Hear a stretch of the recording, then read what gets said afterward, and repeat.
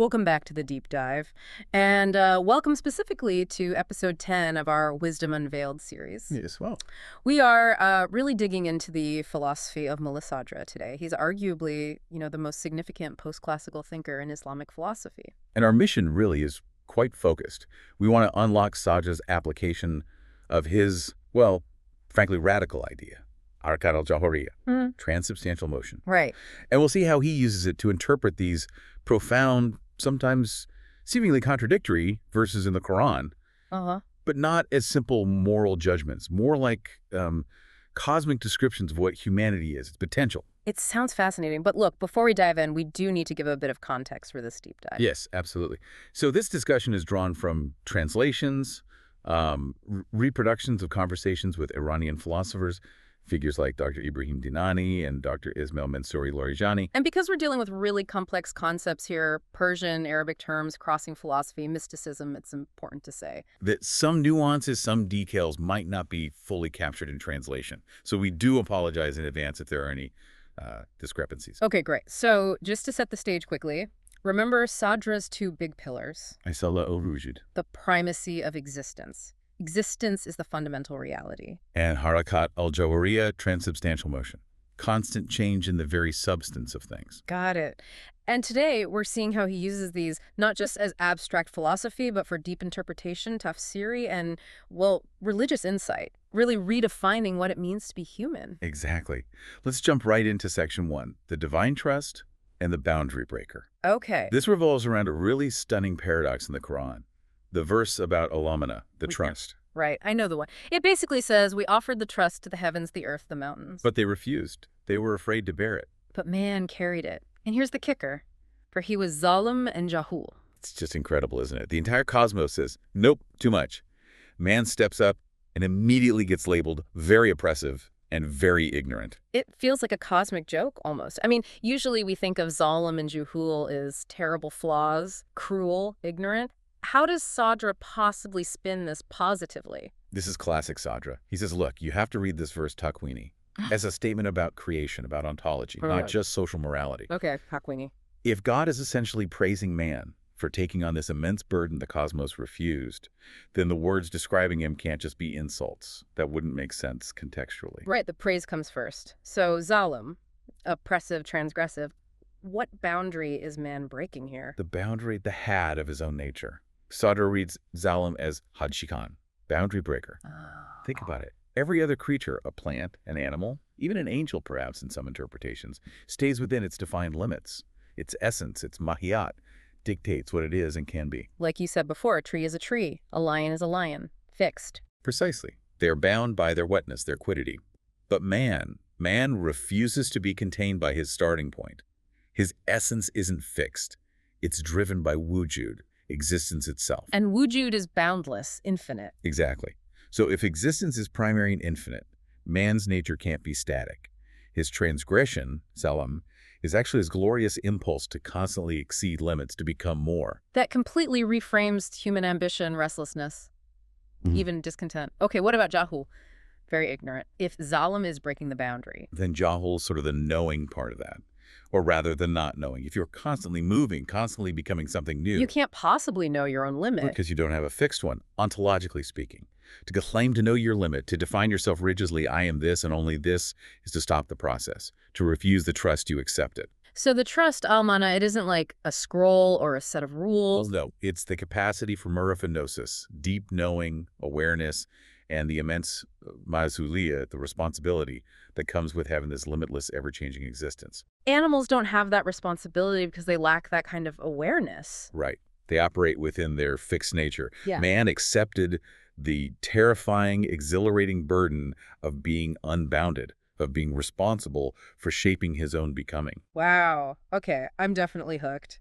This constant becoming, exceeding limits, it leads us perfectly into section 2. Transubstantial motion, the engine of becoming. It really does, because Harakat al-Jawhariyyah is the philosophical engine driving this whole process. Let's revisit that. It's not just, moving from point A to point B or my mood changing. Those are surface things, arad, accidents. Correct. Sadra is saying the jawhar, the very substance, the core reality of a thing, is itself in constant motion and transformation. The flame analogy used is good here. You can't really separate the flameness from the burning. Exactly. Try to picture a flame that isn't burning, a static flame. That doesn't make sense. The concept collapses. The substance is the dynamic process. The burning, the consuming, the changing, that is the being of the flame. And Sadra says this applies fundamentally to everything, but most dramatically to human beings. And this inherent motion is behind his, frankly, startling idea about our origins. Jismaniyat huduth, ruhaniyat al-baqa. Okay, unpack that phrase for us. Jismaniyat al-huduth, bodily origin. Yes. The human origin huduth is purely material. Think of the embryo. It starts entirely physical. So the body isn't a prison for a pre-existing soul that gets dropped in. Not for Sadra. The body, the material substance, is the essential factory, the ground from which the spiritual emerges. Wow. Through substantial motion, this physical stuff transforms, it develops, it generates the spiritual essence, and that spiritual reality, once generated, continues baqa infinitely, spiritually. So the material world isn't something to escape, but the necessary launchpad. Absolutely essential, the ground for becoming. Okay, but if the substance itself is constantly flowing, changing, this motion has to be smooth, right? Continuous. Yes. This is crucial. Sadra insists on etisal, continuous, unbroken connection in the motion, and this puts him directly at odds with some other schools. Like the Ash'arites, with their idea of Galke Mujaddad. Exactly. Continuous creation, or maybe, better put, continuous recreation. Right, the idea that God annihilates and recreates the entire universe in every single instant. Can you give us a good way to picture the difference? Sadra's flow versus the Asharite jumps. Okay, think of it like this. The Asharite view is like a very, very old stop-motion animation, or maybe a film reel with distinct separate frames. Okay. In each instant, God stops the film, destroys the frame, and puts up a new, slightly different one. Annihilation, then recreation. Frame, frame, frame. It emphasizes God's absolute moment-to-moment control, but relies on discontinuity. A kind of cosmic flicker. And Sadra. Sadra's Harakat al-Jawhariyyah is like a perfectly smooth, flowing river. Itisal. Continuous connection. Ah, the river analogy again. Yes. The river is constantly changing. Every water molecule is different from one moment to the next, but it remains recognizably the river. Its identity is its continuous flow. If you stopped it, if there was a gap, it wouldn't be the same river. It'd be a series of disconnected puddles or something. And that destroys identity. For Sadra, yes. Continuous renewal without destruction. This fits better, he argues, with God's nature as Daim el-Fadl. Constantly gracious, not constantly destroying and restarting. Okay, if identity isn't based on a static thing because the substance is always changing, what makes me me? What's my personal identity, my tashakus? It's not a static self because for Sadra, that doesn't really exist in a fixed way. Your identity, your tashakus, is anchored in the unique, unbroken continuity of your becoming. The specific path. The specific trajectory of your substantial motion. You aren't a snapshot. You are the movie of your continuous transformation. You are your becoming. Which leads us right into section 3, the gift of weakness and infinite ascent. If we are defined by this constant substantial change, let's revisit that other verse. وَخَلَقَ الْإِنسَانَ ضَعِيفًا. And man was created weak. Right. And again, if you just read Daifa as physically weak or morally frail, you miss Sadra's deeper ontological point. He's using the same lens as with Zalam and Jahul. Exactly. The weakness here is the weakness of the fixed form. The Surat al-Nawiyah, the generic blueprint. Wait, so the weakness is not having a rigid structure. That's counterintuitive. It is. But think about it. Other beings, animals, plants, maybe even angels, are strong in the sense that they are firmly fixed in their nature. A wolf is a wolf. It can't fundamentally become something else. It's predictable within its wolfness. Yes. Its form is strong, rigid. Man's form, Sadra says, is weak precisely because it's not rigid. It's pliable, mutable, capable of infinite variation. So that weakness is the potential. It's the ultimate strength. It's the capacity for total transformation. This is why, metaphorically or even spiritually, man can ascend to states higher than angels, or descend to states reflecting base animalistic qualities, the ox, hog, or dog imagery sometimes used. Because there's no fixed definition holding him back or down. He can manifest as almost anything because his defining trait is not having a final definition. And this enables the infinite journey, the Sur Layakanahi. The substantial motion doesn't just happen for a while and then stop. Okay, expand on that. The journey doesn't end. You use the analogy of a drop of water reaching the sea. Yes, the drop flows, transforms, river to estuary, finally reaches the sea, representing perhaps union with the divine or ultimate reality. But usually we think, okay, journey over, arrival. But if the sea, if God is infinite, can the journey truly end? If God's manifestations, his tajalliyat, are endless, kulliyomin huwa fi shan, every moment he is in a state of manifestation, then reaching the sea isn't stopping. Ah, so the drop doesn't just dissolve and become static. No, it continues to move with the infinite ocean, participating in that endless unfolding. The ascent, the becoming, is eternal because its source and goal are infinite. This insistence on flow, on rejecting fixed forms, it seems like it must have shaped how Sadra thought about thinking itself. You mentioned he disliked Fikriyesta. Oh, absolutely. Yeah. Fikri Basta closed, rigid, imprisoned thought. He saw it as philosophical death. If reality itself is fundamentally fluid, dynamic. Your thinking has to match it. Precisely. A true philosopher, for Sadra, needs seleni fikr fluid, flowing thought, and infikia openness. If you're trapped in your assumptions, your dogmas, your past conclusions, You can't receive new insights. you block the ifadat, the divine outpourings of knowledge, you become intellectually stagnant. For Sadra, that was a failure to live up to the very nature of existence. So infinite movement, open thought.